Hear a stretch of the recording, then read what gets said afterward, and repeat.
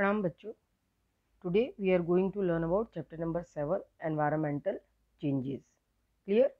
जो टाइटल है बेटा वही चीज़ हमको समझा रही है कि एनवायरमेंटल चेंजेस यानी कि हमारे पर्यावरण में बेटा बहुत सारे ऐसे बदलाव आ रहे हैं और ये बदलाव जो कि हमारे अर्थ के लिए बिल्कुल सही नहीं है, बराबर, ह्यूमन बीइंग के लिए, another kind of living organism के लिए। बट इस तरीके के चेंजेस आने का रीज़न क्या है, वो क्या कारण है जिसकी वजह से ये चेंजेस हो रहा है? तो इस चैप्टर में पर्टिकुलरली उन्हीं कॉजेस को बेटा हम देखेंगे।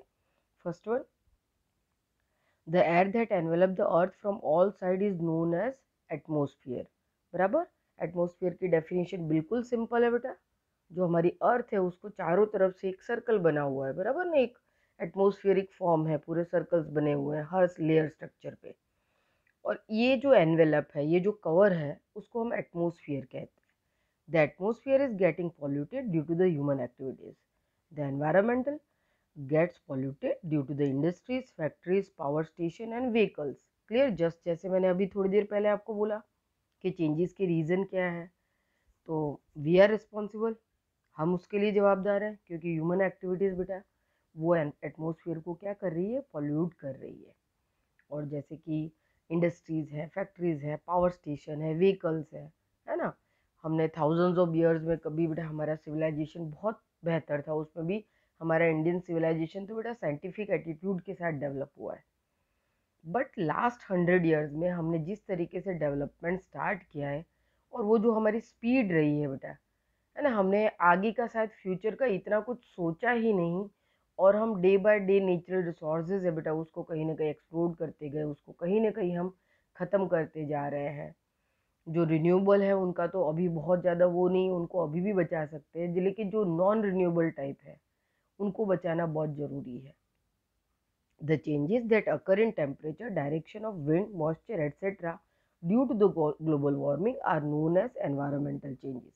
अब जैसे कि हमारे चैप्टर का टाइटल ही था बेटा एनवायरमेंटल चेंजेस, तो उसकी प्रॉपर डेफिनेशन यही है कि the changes that occur in temperature, बराबर, अगर हम जिस पर्टिकुलर एटमोस्फेरिक फॉर्म में रह रहे हैं बेटा उसके टेम्परेचर में, है ना, बदलाव होने लग रहा है, गर्मी और बढ़ रही है, बराबर, गर्मी किसी जगह पे ठंडी रहती है वहाँ गर्मी बढ़ रही है, जहाँ गर्मी है वहाँ ठंडी हो रही है, ये भी कुछ ऑड सी कंडीशन होती है।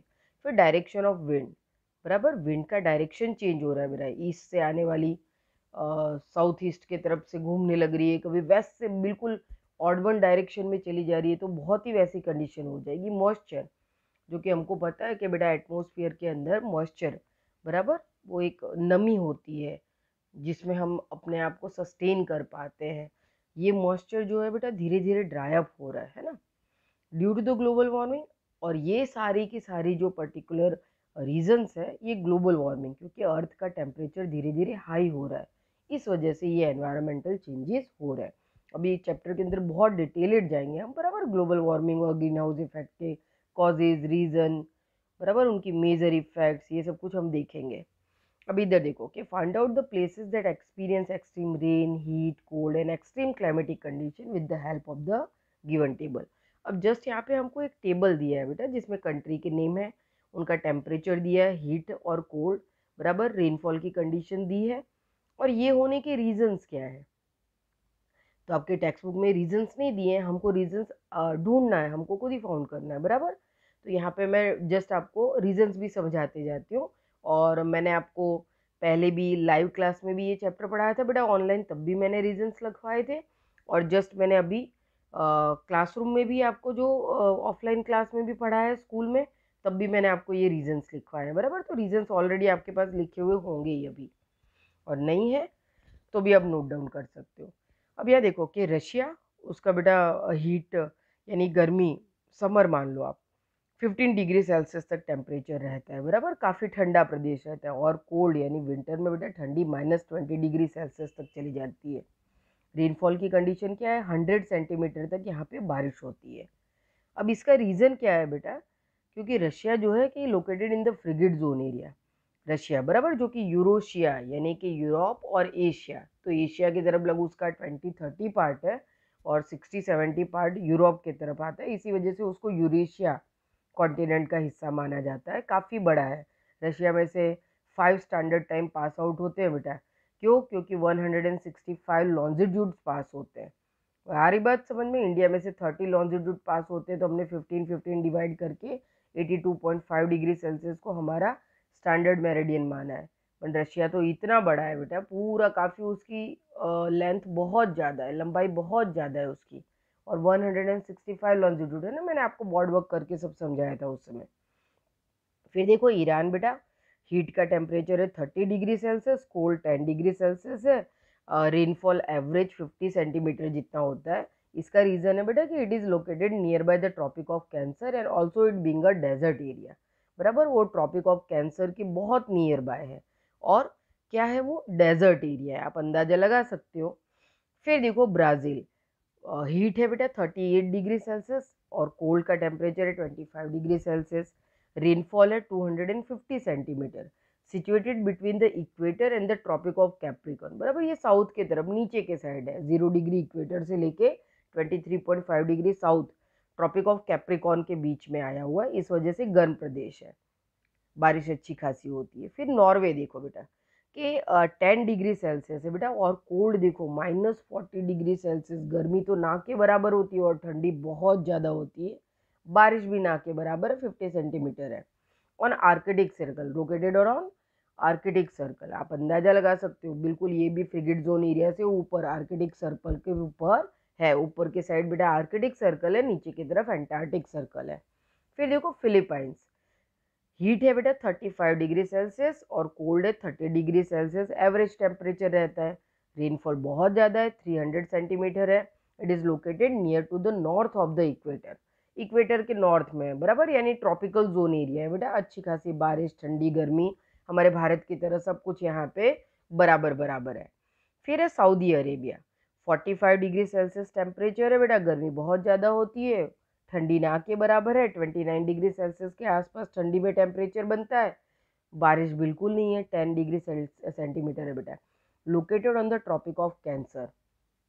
बराबर, ये 23.5 डिग्री बेटा, 0 डिग्री इक्वेटर से ऊपर की तरफ नॉर्थ पोल में है, ट्रॉपिक ऑफ कैंसर के नियर बाय सऊदी अरेबिया है ना, हम भारत से समझ सकते हैं, अरेबिक कंट्री वेस्ट में पड़ती है ऊपर की तरफ।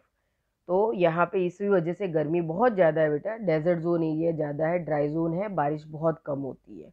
अब इसके बाद आपको वेदर की बेटा डेफिनेशन दी है कि व्हाट इज़ वेदर। बराबर, वेदर और क्लाइमेट में काफ़ी डिफरेंस है बेटा, क्लाइमेट लॉन्ग टर्म कंडीशन है, और वेदर जो है वो शॉर्ट टर्म कंडीशन है, यानी कि जो डेली टेम्परेचर है बेटा उसको हम वेदर कहते हैं। अब यहाँ पे डेफिनेशन हम देख सकते हैं कि the condition of temperature, rain and moisture in any region at a particular point of time is known as weather. बराबर, जो हमारा डेली टेम्परेचर है ना, सुबह के वक्त 30 डिग्री होना, नून के टाइम पे 35 अब चले जाना, शाम के टाइम पे फिर वापस से 30 डिग्री से नीचे 25 डिग्री तक आ जाना। फिर दिन में अगर मानसून सीजन है तो रेन का क्या है रेशियो, मॉइस्चर, ह्यूमिडिटी कितनी है एटमॉस्फेयर में, ये बताता है उस दिन का वेदर, है ना। आपके मैप में देखो, अरे तो रात को जब न्यूज़ आती है तो अक्सर न्यूज़ चैनल पे वेदर रिपोर्ट आता है, हम बचपन में छोटे थे तो डीडी पे आता था, अभी भी आता है डीडी पे, ऐसा नहीं है, लेकिन अब तो हर तरीके के प्राइवेट चैनल्स भी वेदर रिपोर्ट बताते हैं। अब तो पॉल्यूशन का भी रिपोर्ट दिखाया जाता है।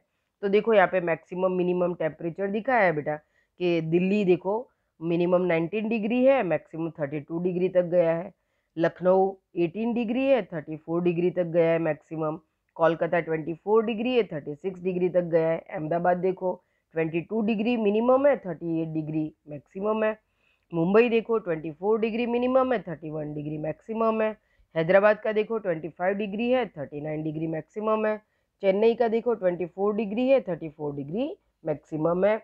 ये लगभग मिडल ऑफ मंथ का टेम्परेचर ग्राफ है, इसीलिए हमको एवरेज टेम्परेचर दिख रहा है। बराबर, समर होता तो हमारे अहमदाबाद में 38 की जगह 45 डिग्री टेम्परेचर हमको दिखाई देगा, है ना। तो यहाँ पे देखो समर विंटर का टेम्परेचर ग्राफ इधर दिया है और मानसून का इस साइड आपको सेकंड मैप में दिखा रहा है। बराबर, तो ये आपका वेदरिंग कंडीशन हो गया बेटा। ओके, तो अब हम नेक्स्ट पार्ट में बेटा क्लाइमेटिक कंडीशंस के बारे में देखेंगे। यहाँ तक हमने वेदर तक कंप्लीट किया। ओके, नेक्स्ट पार्ट में हम व्हाट इज क्लाइमेट से स्टार्ट करेंगे। Thank you.